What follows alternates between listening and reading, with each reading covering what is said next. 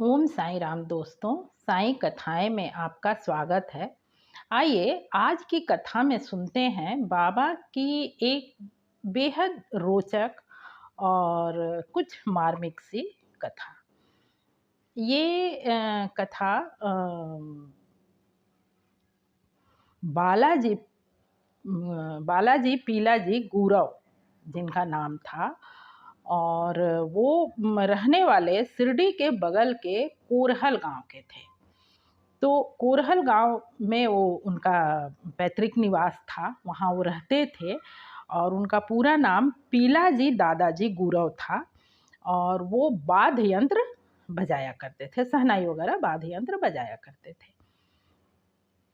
तो शिरडी गांव में जब भी कभी कोई ऐसा धार्मिक उत्सव होता, जब भी तो तात्या कोते पाटिल उन्हें ही मतलब वाद्य यंत्र बजाने के लिए बुलाया करते। तो अक्सर साल में जब भी 2 4 5 बार वो आते। कुछ दिनों के बाद जब शिरडी को कुछ कुछ संस्थान का रूप मिलने लगा, शिरडी संस्थान को जब संस्थान का रूप मिलने लगा, तब कुछ लोगों ने तात्या कोते पाटिल और राधा कृष्ण माई और भी जो वहाँ के मतलब संस्था में जो लोग थे, उन लोगों ने सर्वसम्मति से ये विचार किया कि क्यों ना पीलाजी गुरव जो थे, पीलाजी दादा गुरव, इनको जो वाद्य यंत्र बजाते थे, उनको क्यों ना हमेशा के लिए संस्थान की ओर से उन्हें शिरडी में निवास करने को कहा जाए। तो ये बात हुई, पर इसके कुछ दिन पहले पीलाजी गुरव जो थे, उनकी पत्नी को बाबा ने एक स्वप्न दिया, जिस स्वप्न में उन्होंने उनकी पत्नी को कुछ सिक्के दिए और देकर कहा कि इन पैसों को तुम अच्छी तरह से संभाल के रखना, तुम्हें कभी भी पैसों की तकलीफ नहीं होगी। ठीक है, वो स्वप्न था, पर स्वप्न में ही स्वप्न का अर्थ बाद में समझ उतना आए ना आए, पर स्वप्न क्यों और कैसे हो जाता है ये हम जान के तो करते नहीं हैं। तो उनकी पत्नी ने उसी वक्त उनसे कहा स्वप्न में ही कि बाबा आप मुझे कुछ वस्त्र भी दीजिए ना। तो इस पर बाबा ने कहा अच्छा ठीक है, बाद में देंगे। उस वक्त उन्होंने उन्हें सिर्फ पैसे दिए और ये कहा कि बाद में देंगे। ठीक है, सुबह हुआ, स्वप्न टूटा और जब वो लोग उस बात पर विचार करने लगे तो वो स्वप्न था, प्रत्यक्ष में उनके हाथ में कोई सिक्का वगैरह था तो नहीं, पर अब इस बात पर उनका ध्यान गया कि बाबा ने ये क्यों कहा कि पैसे बाद में वस्त्र बाद में देंगे। ठीक है, कहा है तो उसका कोई अर्थ होगा, पर बहुत जल्द उन्हें वो सिक्का देना तो पता चल गया कि जब उन्हें शिरडी से ये समाचार मिला, शिरडी से उन्हें ये आग्रह मिला कि हाँ आप मतलब अस्थायी रूप से शिरडी में निवास कीजिए और आपको संस्थान में अस्थायी नौकरी पर रखा जाता है।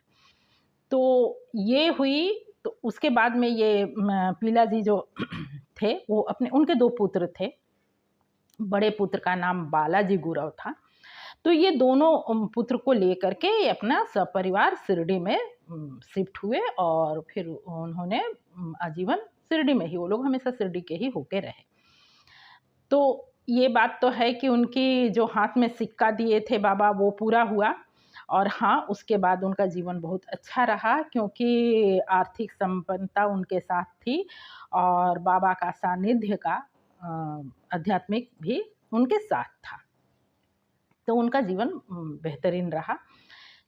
6 वर्ष उन लोगों ने, उस परिवार ने बाबा की सेवा में गुजारे। 6 वर्ष वो लोग रहे। 6 वर्ष के बाद उनके मतलब शिरडी आने के 6 वर्ष के बाद बाबा ने समाधि ली है। तो जब बाबा के और इस बीच जब वो गुरव जी जो थे वो जब बाबा का चावड़ी जुलूस निकलता, तब भी जब वो हमेशा के लिए वहाँ थे तो हर दिन के लिए वो जब भी छोटे मोटे भी कार्यक्रम में उनको वाद्य बजाना था, तो जब वो चावड़ी जुलूस निकलता तो वो एक दिन छोड़ के जो बाबा चावड़ी जाते थे तो उसमें भी वो मतलब बाबा का गुणगान वाद्य यंत्र के साथ ही बाबा का गुणगान किया करते थे। तो बाबा ठहरे सच्चे सरल संत, उन्हें स्वयं के मुख पर स्वयं का गुणगान अच्छा नहीं लगता था। तो वो हमेशा इनको डांटा करते कि तुम मुझे गाली देता है। बाबा को गुरु जी को अजीब लगता कि मैं तो इनका गुणगान करता हूँ, ये मुझे ऐसे क्यों कहते हैं कि तू मुझे गाली देता है। तो खैर कुछ दिन बीता, उसके बाद बाबा एक बार बहुत अधिक नाराज हुए और इन्हें मारने दौड़े। जब मारने दौड़े तब वो तात्या कोते के पास गए और उन्होंने पूछा, तो तात्या जी ने कहा कि देखो ऐसा करो कि तुम ना अब से बाबा का गुणगान मत करो, भगवान का गुणगान किया करो। तो उसके बाद से वो मतलब चावड़ी जुलूस में भगवान का गुणगान करने लगे और फिर साईं ने उन्हें कुछ नहीं कहा। इस तरह 6 वर्ष गुजरा। 6 वर्ष के बाद में जब बाबा ने समाधि ली, उसके बाद उस वक़्त भी वो गुरु जी वहीं पर मौजूद थे। तो हुआ ये कि बाबा को जब स्नान वगैरह कराया गया, अंतिम स्नान वगैरह कराया गया, तो जो उनके वस्त्र थे वो तो गीले हुए। तो उन वस्त्रों को खोलकर एक किनारे में रख दिया गया और फिर उन्हें साफ स्वच्छ सूखे वस्त्र पहनाकर अपना जो आगे का कार्यक्रम था वो किया गया। तो वो जो गीले वस्त्र रह गए, वो 24 घंटे तक या उससे भी कुछ अधिक समय तक वैसे ही वहाँ पड़े रहे, किसी का उस ओर ध्यान नहीं गया। जब किसी का ध्यान नहीं गया, अचानक ये दादाजी गुरव का ध्यान वहाँ गया और उन्होंने उस वस्त्र को प्रणाम किया और उस वस्त्र को बहुत श्रद्धा के साथ उठाकर अपने घर ले गए और उन लोगों ने उसे धो धाकर अच्छी तरह से सुखाकर बहुत ही श्रद्धापूर्वक वह परिवार आज तक उस वस्त्र को अपने पास रखे हुए है। और हाँ, ये कहने की ज़रूरत नहीं कि उस परिवार को कभी भी किसी चीज़ की कमी महसूस नहीं हुई, कभी कोई परेशानी, जीवन है तो छोटी-छोटी परेशानी होती होगी, लेकिन कोई बहुत बड़ी मुसीबत में वो लोग नहीं फँसे। और ये दादाजी गुरव के जो बड़े बेटे हैं, बड़े बेटे जो बालाजी गुरव थे, उन्होंने शिरडी संस्थान का कैशियर पहला कैशियर के रूप में भी कुछ दिन अपनी सेवा दी है। तो ये उस परिवार की कहानी है। और कैसा लगा आपको आज की ये कहानी? आज के लिए बस इतना ही। तो कैसा लगा कमेंट करके अवश्य बताएं। और सबसे बड़ी बात कि कैसा लग रहा है आप लोगों को मेरा ये रूबरू वीडियो, क्योंकि आज तक आप आवाज़ सुनते थे, अब मैं रूबरू वीडियो बना रही हूँ। तो इस पर कुछ कमेंट करें कि कैसा लग रहा है। और मेरी ये मेहनत आपको तनिक भी पसंद आ रही हो तो वीडियो को लाइक और चैनल को ज़रूर सब्सक्राइब करें और सुनते रहें ऐसी ही अच्छी सच्ची और जानकारीपूर्ण वीडियो। मिलते हैं फिर से किसी ऐसे ही वीडियो में। तब तक के लिए ओम साईं राम, नमस्कार, धन्यवाद।